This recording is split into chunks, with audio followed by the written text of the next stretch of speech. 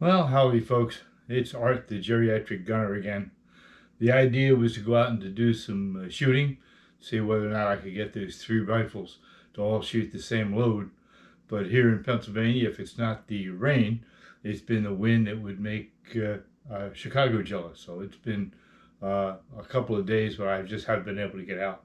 So I decided what I do is I give you a tour of the man cave here, the reloading room, show you some of the equipment that I've managed to acquire in my 50 plus years of reloading, some of which has been very worthwhile. Some of it was a good idea and I spent some money on it and it just sits on the shelf. But I'll give you a grand tour. I'll show you what the room looks like, some of the stuff that I use, and I hope you'll find some use to it. Okay, we'll start over here in the corner. This is my projectile cabinet that I made out of some scrap lumber. It's got to be pretty hefty because that lead gets somewhat heavy. But as you can see, I got a fairly good collection of projectiles. Over here is an old computer that I've kept downstairs. Most people, including me, do not use paper manuals anymore. A lot of the information is available online, so that's what the purpose of that is. Got a cheap printer that does that. And then over here I've got, this is my assembly cleaning bench. That's where I do all of the work on the firearms. Down here I got a cabinet where I keep my primers and my reloading cleaning equipment, I'm sorry. And then over here we got the two main benches of the room. This is the brass prep. I've got a couple of tools there that I will specifically address once we get a little closer in. But as we go down here a little further, you'll see a Hornady press, which is something that I would recommend that you consider if you have one of these things. I have a 3D printed shell dispenser that as you cycle the machine, it automatically puts the brass in there, and I think that's a pretty good little device. Works out real well. I use this almost exclusively for my handgun reloads. Here are the reloading dies for the various and sundry different calibers that I load. This is my main press with the powder measure in the back. I love this ICBS powder dispenser. I compare this against the Hornady scale right alongside of it, and they're almost always in agreement. Over here is my original ICBS press that I use for sizing some of the heavier stuff that I want to do if I want to resize some brass. In the back there is a primer that I slide out and I mount to these two screws right there. I just keep it back here out of the way for the time being. And then I do in fact have to do some hand trimming sometimes, and when I do, this is the machine that I use to trim it up. Over here is the ammunition pile. One of these days somebody's going to say I've got an arsenal in here, and that may be an accurate representation. And of course everybody has to have a gun safe so that things are safe.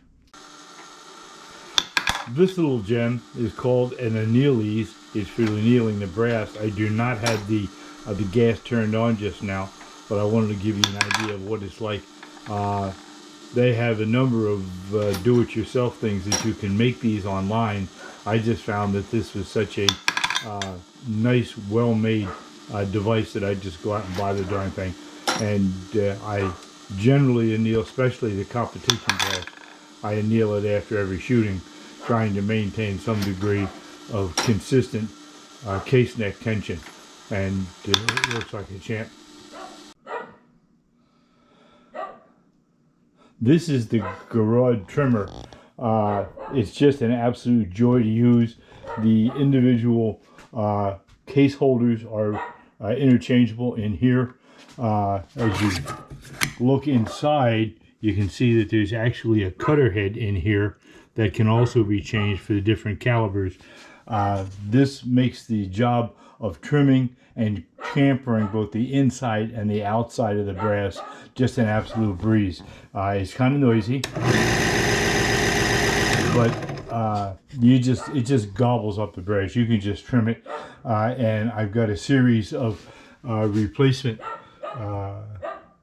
collets, I guess, for lack of a better term, and cutting heads for the calibers I use most often. I can highly recommend both the Garrod and the Annealis as being ideal for their purpose. I use them frequently, and if you're considering them, this is something to really jump on. On this bench over here, the only case prepping I do is the resizing, decapping. And that little bottle that you see center screen is got to be the greatest thing that I've ever come across. Lubing a cartridge case so you can get it in and out of the die easily can be very, very troublesome. I've used all kinds of stuff over the years. If you use a loose lubricant, you have a chance of putting lube dents in the neck if you get too much lubrication in there. I stumbled across something quite some time ago. It's a combination of 50% pure lanolin and 50% of the strongest isopropyl alcohol that you can find. On Amazon, if you buy the lanolin, it'll oftentimes recommend the alcohol that goes along with it. You mix it up 50-50. I do it up in a big bottle and then put it in this little spray bottle for convenience. And the big bottle is now empty. I've got to buy some more shortly. But you just lay the cartridge cases out, you spray this stuff on it, and give the alcohol time to evaporate. And the alcohol is actually just a carrier for the lanolin, and you get a thin coating of lanolin on those cartridge cases, and it goes through your sizing die just slick as a cat. It's just really, really nice. And then as I take the cartridge cases out of the sizing die, I throw them right into a tumbler, and about a half hour later they come out, all the lanolin's gone, and the cartridge case is ready for the rest of the preparation. Speaking of tumblers, I have got 2 corn cob type tumblers, and the only thing I use in them is lizard litter crushed walnut that I get from the local pet store that is tons cheaper than the stuff that you can buy from the gun supplies. So those are my 2 tips. This sizing aspect here with the lanolin alcohol and the fairly inexpensive stuff. I have discussed the powder measure dispenser. Between the 2 of them, they are just an absolute joy. As I'm using this, I'll just be dumping, and then every 10th round or so I'll check against the scale, the electric scale, and it makes the job of going through the powder dispensing so much easier. It's really cool. So those are the things that work out well for me. The stuff, on the other hand, that I've purchased, some of the stuff didn't work out too well. I got this lock and load concentricity tool. It really, really looks cool. One thinks that if the bullet is not sitting in the neck of the cartridge case perfectly straight, it'll enter the lands a little crooked. It will affect accuracy, and I have not seen an effect. Most of the stuff coming out, if you have quality dies, most of the cartridge cases coming out of the dies are close enough so that you don't need to check the concentricity. It's one more step. It has cost me quite a bit of money, and it just sits on the bench and I never use it. That, alongside the lock and load wall thickness gauge, that's something else. I was having some problems with a particular rifle a few years back, and I thought maybe it might have a tight throat, so I went out and I bought this thing, and I just don't use it. So these 2 tools just don't get any use at all. They just sit here quietly and take up desk space. So my recommendation, don't bother with them. This is my case trimmer for those cases that I don't use often enough. I use a 270 for hunting, and if I go through 30 rounds a year, that's a lot. So I really don't have to do a lot of trimming, so it doesn't make any sense to buy the collet for the Garrod. So I just use the good old Lyman case trimmer, and I use an electric drill on the end, a little handheld electric drill to power it, so I don't have to be doing a bunch of cranking. And then after I'm done with that, then I just go over here to the RCBS station and do the inside and outside reaming. So for those cartridge cases that I just don't use a lot of, that works out perfect. This is my powder magazine.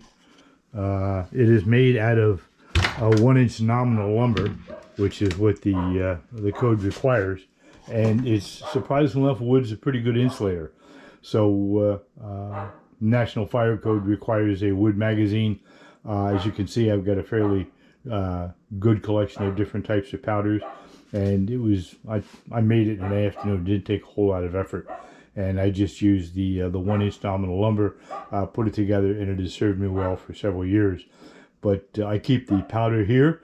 The primer is over on the other side of the room, and I feel as though it's a whole lot safer. I do, in fact, have a fire extinguisher down here, but fire extinguisher is not going to work against gunpowder. But that being said, I try to be conscious of safety anyway. And over here at the cleaning bench and maintenance bench, I've got a metal cabinet down here that was originally in a hospital for keeping records and such, and it just absolutely perfectly suits my purpose for keeping the primers in it separated. Each primer has its own little drawer, and it keeps it away from the powder, and it's not closed up enough so that if something happens, it's going to act like a bomb. There's plenty of venting around it, so I don't have to worry about making myself a little bomb down here. So that's pretty much it. And one final look at the whole room. That's a reproduction of my ancestors' Civil War flag. I've got it up on the wall for what it's worth. But that's the cleaning stuff up against the wall, above the maintenance bench, and the gun safe down at the far end. This particular room just fit the footprint of the house perfectly, and I put the wall up. I had the carpenters put sheetrock on this side, and then on the other side is plywood, so that if somebody wants to try to get in, they have to go through plywood instead of double sheetrock. And I have a steel exterior door, so this presents, it's not going to stop a determined thief, it's just going to slow him down a little bit, and that's the best we can hope for. So that's pretty much the room. Again, as soon as the weather moderates, I'll try to get outside and do some shooting and continue what this series was all about. In the interim, I hope you have yourself a very pleasant day. And this is Art, the geriatric gunner, saying take care and be safe on the range.